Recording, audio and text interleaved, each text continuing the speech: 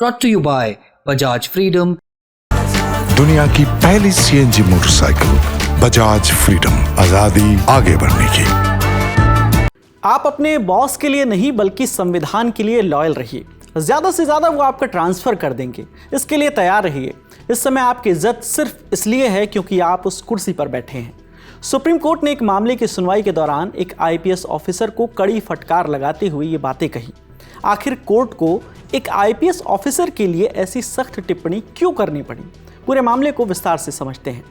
Live law की report के मुताबिक ये मामला बिहार के एक मर्डर केस से जुड़ा हुआ है। शुरुआती जांच में ट्रायल कोर्ट ने कुछ लोगों को दोषी पाया, लेकिन बाद में पटना हाई कोर्ट ने इस फैसले को पलट दिया।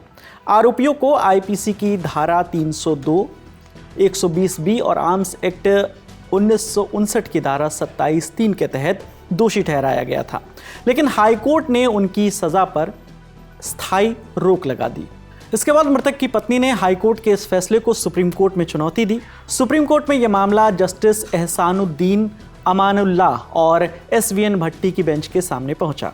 इस मामले की सुनवाई के दौरान समस्तीपुर SP रहते वक्त आईपीएस अफसर अशोक मिश्रा के एक हलफनामे ने सभी को चौंका दिया। दरअसल आईपीएस अशोक मिश्रा ने हलफनामा दायर कर मृतक की पत्नी की जगह आरोपियों का पक्ष लिया। ये उनकी ही पुलिस की चार्जशीट और ट्रायल कोर्ट के फैसले से उलट था, मानो आईपीएस आरोपियों को अपनी तरफ से क्लीन चिट दे रहे हों। इस एफिडेविट के सामने आते ही सुप्रीम कोर्ट की ओर से भी कड़ी प्रतिक्रिया सामने आई। मंगलवार यानी 19 अगस्त को सुनवाई के दौरान कोर्ट ने आईपीएस मिश्रा के एफिडेविट को बेहद गैर जिम्मेदाराना बताया। कोर्ट ने उन्हें संविधान के प्रति वफादार रहने की हिदायत देते हुए कहा, आप अपना दिमाग लगाइए और न्याय कीजिए। अपने ओहदे के हिसाब से लोगों का भला करिए। अपने बॉस की चमचागिरी मत कीजिए। अगर वो आपसे गलत काम करने के लिए कहते हैं तो अपने सिद्धांतों पर अडिग रहिए। ज़्यादा से ज़्यादा क्या होगा, वो आपका ट्रांसफ़र कर देंगे, इसके लिए तैयार रहिए।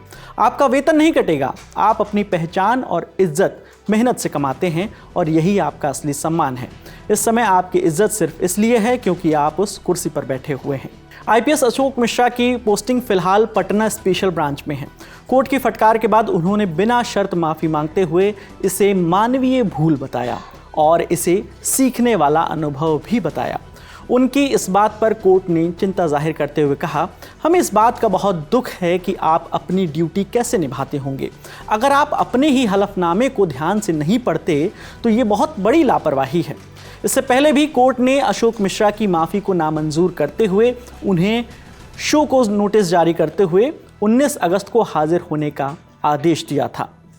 आप दर्शकों की इस मामले पर क्या राय है? आप हमें कमेंट करके बता सकते हैं। आपके लिए तमाम जानकारी लेकर आए हैं हमारे साथी सौरभ शर्मा। मेरा नाम विकास वर्मा है, कैमरे के पीछे प्रशांत हैं। देखते रहिए दी लल्लन टॉप। शुक्रिया।